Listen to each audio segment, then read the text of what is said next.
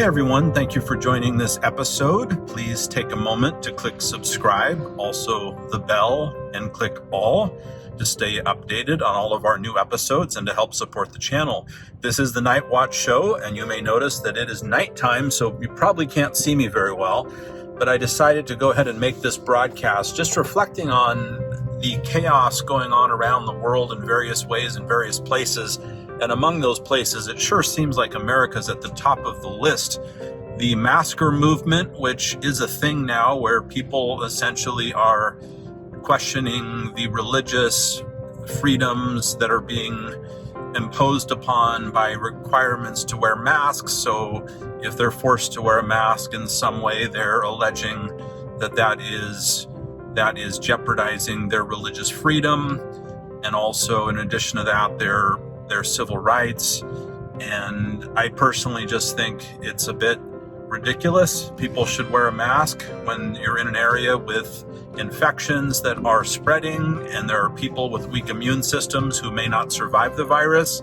Refusing to wear a mask, claiming that it is somehow the will of whatever religion you're affiliated with, that you not wear a mask, and that it somehow restricts you into losing your rights. Just, I feel it's a bit off. So whether that's in some way a political thing where you're siding with one political party over another, and because the president of the United States doesn't wear a mask, so suddenly we have emergences of different religious sects and groups that are claiming that masks are bad, don't wear masks. Well, I think it's a bit ridiculous. Meanwhile, we have immense racial tensions in America. I sure hope there's some resolution. There is massive underway, just all kinds of civil unrest in various parts of America. And we have law enforcement continuing to commit various abuses of authority. It's very tragic because there are some very, very good police officers. In fact, I would say the majority of police officers are doing their job, and they're doing it the right way, and they would make us proud. Unfortunately, amongst the group, some people go into law enforcement for the wrong reasons. They go into law enforcement because they want power, because they want to be able to rough people up, because they want to be able to do whatever they want to do. They go in it for the wrong reasons, and that's a huge problem. And of course, there are those that have racism at their core, but please remember, the bulk of law enforcement officers are not bad. They're not evil. They're good people. I know a lot of them personally that are just devastated by what's going on in America, and it's making their jobs to protect and to serve so difficult. But then there are the bad ones that need to be fired, if not imprisoned, depending on, of course, what they've done. So meanwhile, we have coronavirus resurging in different parts of the country, and America seems to be among the worst, with 5% of the world's population and over 25% of the world's coronavirus cases. Horrible, horrible statistics. And when we look at the fatality rate, I remember when the pandemic first emerged, and there was talk about it being similar to the flu, where less than 1% would be fatal. But it appears that the percentage in America, and also very consistent with the percentage globally, is somewhere between 5 and 6% of the total number of infections have resulted in deaths, which is a very, very scary ratio, honestly. So those of you that feel this is no big deal, this is like 50 times worse in terms of fatality than the flu. And if anyone's ever had the flu in a very bad way, that's no fun. Imagine something that's 50 times worse, 50 times more fatal. And we have people of all ages and all health levels, people in excellent health with strong immune systems that are not surviving the COVID-19, and people surviving with scarred lungs. And it is a serious, serious issue. So please, everybody, take it seriously. Wear a mask, if not for yourself, if not for your sake, for others that may not be so lucky to survive it, and also for your own good as well. Also, at the same time, we have stock markets tumbling based on markets that have had new surges of the coronavirus. Just as it seems that this was going to go into the past, it comes right back into the present with emergence of cases and hotspots throughout America and even throughout the world. and markets tumbling. So there we go, losing our hard-earned, hard-saved money once again. Meanwhile, lots of political tensions in America.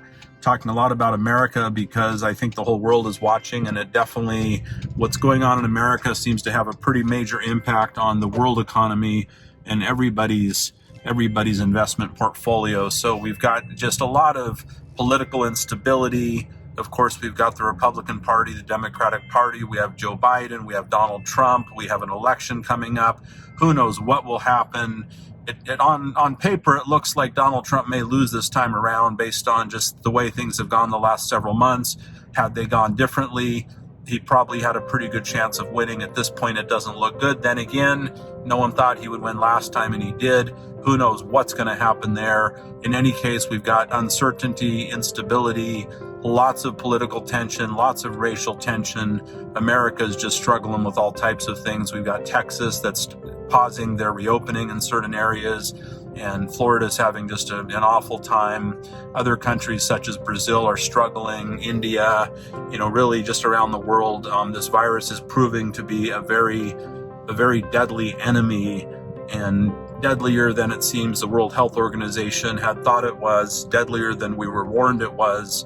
And had we just known in the beginning what we know now, which I believe that some countries probably did know what we know now in the beginning, since it really seems that this is not something that originated through the natural course of evolution. It sure seems to have the fingerprints of lab developed, and just imagine the situation that we're in, which could be the biggest coincidence of the decade or of the century, when you think about the fact that America and China were in a very heated trade war, which really continues. That hasn't gotten a whole lot better, and really positioned against each other in many ways. And then you have China with really favorable outcomes compared to the rest of the world on number of infections and number of fatalities from the coronavirus. Meanwhile, you have America with 5% of the world's population, over 25% of the world's cases, mass fatalities. Is that really coincidental? And also, given that the coronavirus, certainly there's plenty of evidence that it began in China, in Wuhan, and very close to that Wuhan Institute of Virology, as many of you know about. The U.S. government has made statements that it seems to be conclusive from the perspective of U.S. intelligence that it did come from the lab in China, and that there should be consequences. And the consequences there would have to be to make this right are something that could never be done. There's no way to give back all the lost souls and devastated economies and just mass chaos and ruin that this has caused the world. So if there was a sinister plot or an accidental release, but in any case, at the very least, China certainly knew more in the beginning than the rest of the world knew. And had we known all of that, we would have been in much better shape globally than we are now, especially in America, where it seems like we're still in the dark and just figuring this out now. So that's pretty much it. Contact tracing continues to emerge. New iPhone updates and Android updates continue to roll out. We've got contact tracing. So for example, let's say that you're in China and you drive by an area where there is an outbreak, and you slow down in your car and you open your windows, and you're basically in that area, and based on your proximity to that outbreak, you could be contacted and quarantined. And it seems like it's working in China. Is that a bad thing? I don't know. I mean, if it helps to fight the coronavirus, I'm okay with that. What I'm not okay with, though, is the fact that this contact tracing is embedded in our smartphones, and now we're carrying around with us, pretty much all of us, one of the best surveillance and intelligence gadgets ever invented, which is basically the opportunity to trace, or AKA track people and those that they're around in areas that they've been in, the specific locations, who they're around. And what's interesting, it's just like Alexa. When you say, Alexa, what time is it? Alexa, remind me to call my mom tomorrow. Alexa, remind me to order pizza at 4 p.m. Well, how does Alexa know that you say her name? It's because she's always listening, and all of that goes into the cloud with Amazon, and it has to always be listening and recording, or it would never know when its name was uttered. So there's possibly some security concerns there. Apparently, well, I think it's handled pretty well for the most part. In fact, Alexa has apparently solved a murder case before where some of that information was retrieved by law enforcement to help solve a murder. And it seems that it's just, I don't know if we all realize that we have a recording device in our homes and wherever we may have Alexa devices. Well, contact tracing is a lot like that. How can you go back and find out where there was an outbreak of the coronavirus? How do you know a week later who was in that area? Obviously, contact tracing has to be recording our movements and those that were around at all times, or there would be no way. It's not a forward-looking, it's a back-looking type of process.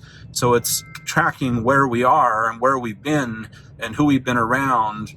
And you put that together with just everything else that's going on with privacy rights and web browsing not being private.